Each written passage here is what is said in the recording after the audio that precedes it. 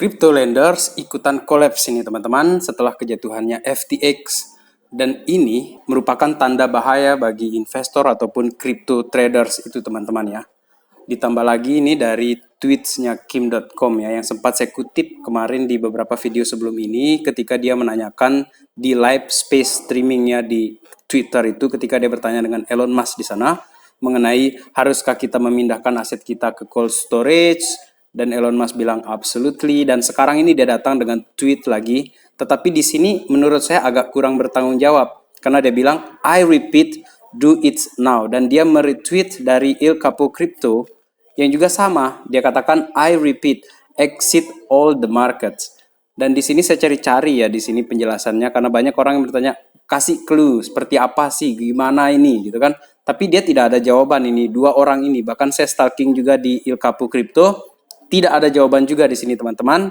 Oleh karena itu, meskipun ini akun centang biru atau Il Capo Crypto yang sering sekali dikutip analisisnya oleh Cointelegraph, menurut saya kali ini mereka tidak bertanggung jawab karena tidak memberi clue ataupun alasan. Tetapi apa yang disampaikan di sini bisa jadi merupakan warning, atau juga mereka ini nge-short teman-teman. Mereka ini udah traders mungkin kan, jadi ingin mengoyak-ngoyak pasar sehingga mereka dapat keuntungan dari penurunan harga itu.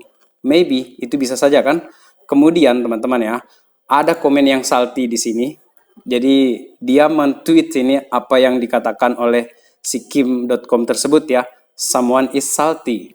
Jadi ada orang yang salty ini gara-gara dia tidak dikasih bertanya ketika CZAMA ya. Jadi ask me anything. Jadi ketika live-nya si Binance itu dan CZ di sana sebagai speaker, dan dia tidak memberi kesempatan kepada Kim.com untuk bertanya di sana teman-teman. Jadi dia jadi salty di sini, makanya dia bilang I repeat, keluarkan semua aset dari market. Balik lagi ke kita juga sih teman-teman ya, apakah kita akan take it, believe it, atau buy it atau tidak, itu kan analisa kita sendiri yang akan menentukannya. Kita panik atau tidak itu adalah diri kita sendiri berdasarkan riset kita mandiri teman-teman ya. Untuk itu, let's dive in my friend. Welcome back everybody to Black Cuan. Terima kasih telah mengupdate berita kripto dari channel ini ya. Di kesempatan kali ini kita berbicara itu tadi mengenai crypto lenders yang collapse, kemudian ada beberapa info lain, dan juga kaitannya dengan apa sih dampaknya kepada traders ataupun investor kripto. Dan yang pertama kali ini ada satu berita menarik ini dari Amerika ya. US Bank launch a digital dollars blockchain pilot. Jadi kenapa ini justru di momen-momen Bitcoin sedang hancur berantakan, altcoins lagi nyungsep semuanya, mereka ini baru mengumumkan untuk digital dollars ini pilot projectnya itu teman-teman. Sepertinya semua ini sudah direncanakan, all planned semuanya ini teman-teman ya. Jadi dia sengaja ini bikin semua hancur dulu, baru tiba-tiba dia yang bersinar sendirinya. Seperti itulah bagaimana mereka memanipulasi kita ini. Dan untuk digital dollar ini tidak main-main ini teman-teman ya. Dia itu kerjasama dengan beberapa institusi keuangan besar di dunia ini. Salah satunya ini Wells Fargo, Mastercard, dan ini semua itu bergabung dalam timnya The Fed itu teman-teman untuk membuat digital dolarnya Amerika. Dan untuk grup-grup yang lainnya juga termasuk institusi besar ya. Di sini ada Citigroup, HSBC, PNC, semuanya itu akan terlibat itu dalam pembuatan mata uang dolar digitalnya di Amerika itu teman-teman. Betul-betul ini sengaja semuanya bikin sekarang dikeluarkan gitu. Jadi setelah dia keluarkan berita jelek semua, oke, sekarang kita keluarkan masterpiece kita. Seperti itu mungkin mereka ingin memainkan hati kita ya, para investor ataupun traders di ekosistem kripto ini ya. Dan berkaitan dengan FTX teman-teman, setelah dia lama tidak muncul ini tweetnya, Sam Bankman datang dengan bercandanya lagi nih. Dia nge-tweet dengan model seperti ini nih. What happened? Oke, dia bilang hanya sekedar menanyakan apa sebenarnya yang terjadi, tapi panjang banget dia bikin seperti ini ya. Dan akhirnya dia menjelaskan di sini bahwa tujuannya secara umum ya, untuk tweetnya dia di sini secara umum dia mengatakan bahwa saya lebih mengutamakan customer, nasabah atau investornya dia, tetapi pada kenyataannya dia malah membuat keadaan investor atau customer itu malah jadi rusak, bangkrut teman-teman. Kemudian di tanggal 16 itu kemarin juga dia membuat tweet sambungan dan dia bilang truth and beauty. Dan saya nggak setuju sekali ini, dia bilang inilah kebenaran dan inilah estetikanya, kecantikannya, apalah. Ini tidak bagus dan tidak estetik, tidak beauty sama sekali. Kemudian dia melanjutkan lagi nih 8 jam yang lalu dia men-tweet lagi mengenai bagaimana dia menjelaskan dirinya dalam hal ini teman-teman ya. Once upon time ago, a month ago, FTX ini adalah yang paling bagus, yang terkuat, nomor 3 yang terbaik, segala macam lah dia jelaskan di sini. Kemudian gara-gara ada paus yang keluar, kemudian percakapan pribadinya dibuka kepada umum sehingga dia semakin dipojokkan di dalam ekosistem kripto ini sebagai aktor jahat, dia dianggap seperti itu. Dan menurut saya semua yang dia sampaikan di sini bukan truth and beauty teman-teman. Di sini sad but true. Kemudian di kolom komentar ada yang bertanya, ini jangan-jangan ini permainannya Mama Rika gitu kan. Nah, di tweetnya si Bitcoin Archive di sini ya, FBI ini akan mengekstradisikan si SBF ini dari Bahama, teman-teman. Ini hanya masalah waktu saja. Dia ingin amankan asetnya dia. Jadi si Sam Bankman ini kemungkinan besar, menurut teori konspirasinya orang-orang di Twitter ya, dia ini adalah asetnya Amerika dan dia tidak mau kehilangan asetnya, jadi dia mau selamatkan ini. Karena mungkin si Sam Bankman ini dijadikan players di sana oleh big player di belakangnya. Seperti itu banyak sekali konspirasi yang berpikir ke sana, teman-teman. Kemudian untuk FTX sendiri ya, mengenai hackers yang terjadi kemarin itu, hacker yang mengeluarkan dana sekitar 288 juta dolar ya ketika itu mengeluarkan dana dari FTX dan sekarang ini dia menjadi paus ke-35 terbesar di dunia yang hold ETH, teman-teman. Jadi dia tiba-tiba jadi pausnya ETH ini. Dan seperti saya katakan, ini bisa jadi inside job ataupun mungkin ada hackers dari luar yang memanfaatkan situasi. Jika kalian punya pendapat lain, apakah ini inside job atau hackers yang benar-benar jago dari luar yang memanfaatkan situasi, coba kalian tulis di kolom komentar di bawah ya. Sementara itu si pendukung SBF ya, Sam Bankman itu si Kevin O'Leary ini salah satu investor kaya di dunia ini ya. Dia akun balance-nya dia itu sudah zero teman-teman. Dan dia memperkirakan dalam 10 hari ke depan itu akan ada likuidasi besar-besaran lagi. Dan ini akan buruk sekali untuk market. Itu prediksi dari Kevin O'Leary. Dan untuk kita tahu si Kevin O'Leary ini merupakan salah satu spokesperson-nya untuk FTX. Selain dari dia menginvestasikan uangnya di FTX teman-teman. Tetapi ketika ditanya oleh wartawan kemana seharusnya kita menyimpan uang dan dia menjawab untuk sekarang ini masukkan ke Kanada. Di Kanada itu ada exchange namanya BitBuy ya.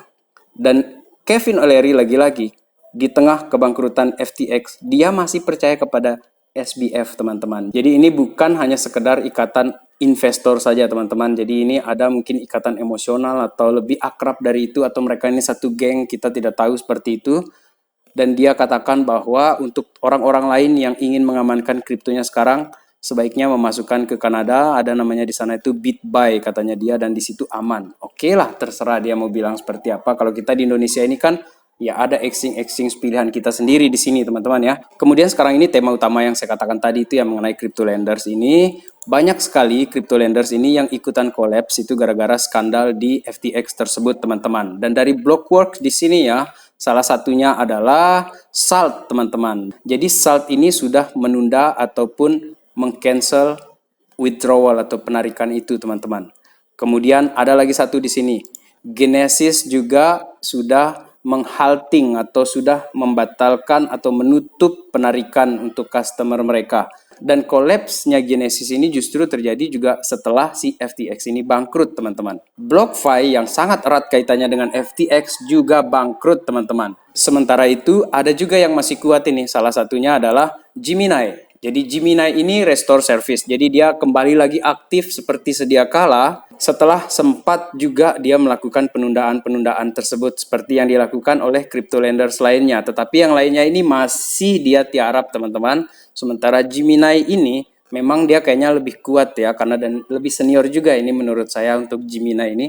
Dan terakhir di sini teman-teman saya ingin bahas mengenai Solana di sini karena ada yang menanyakan, "Bang, gimana sih Solana?" Oke, sekarang saya kasih outlook mengenai Solana dan bagaimana kita mempersiapkan mental kita untuk Solana ini ya. Jadi Solana ini kan sempat dikatakan atau digadang-gadang ya sebagai rivalnya Ethereum gitu. Tetapi banyak sekali rival Ethereum itu sudah collapse sekarang ini. Yang jago-jago di 10 besar itu seperti Solana, Luna, itu sudah terpental semuanya keluar dari 10 besar. Yang ada di sana masih jago itu ada BNB, kemudian ada beberapa koin lainnya yang masih jago di sana ya.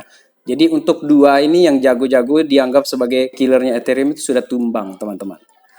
Kemudian untuk Solana di sini ya, Ternyata Solana entities sold 50 million tokens to FTX. Jadi ada entitas besar pemegang Solana ini menjual 50 juta tokensnya kepada MTX. Dan ini membuat harga Solana semakin ambruk, teman-teman.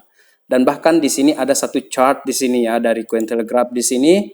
Boleh jadi dengan penurunan yang semakin buruk sekarang ini yang terjadi ya, collapse-nya crypto lenders, FTX, kemudian berita-berita negatif yang semakin banyak, ada kemungkinan di sini menurut analisa dari Cointelegraph di sini, defense terakhir Solana ini dia bakalan ambruk ini sampai 2,53 dan ini teman-teman murni teknikal, teman-teman. Ini bukan suatu kepastian.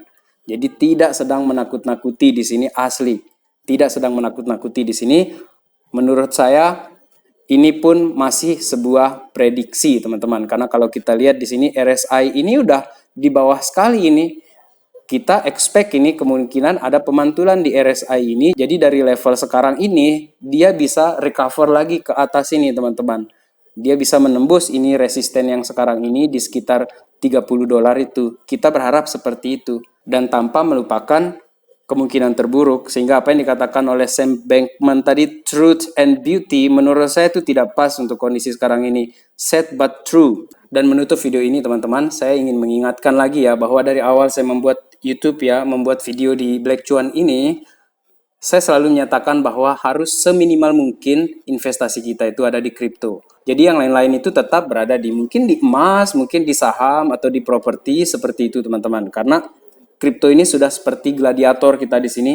Yang kita hadapi itu nggak cuma manusia saja, tetapi kita melawan hewan buas di sini, teman-teman. Hewan buas itu ya institusi, hacker, segala macam lah. Dan sebaiknya untuk para traders ataupun investor untuk sekarang ini ya, dengan keadaan sekarang ini kita steady dulu, kita siapkan cash, tidak deploy dulu, tidak pakai dulu, mungkin kita menunggu sampai situasinya mulai agak reda-reda. Ya itu sih opini pribadi saya, teman-teman ya.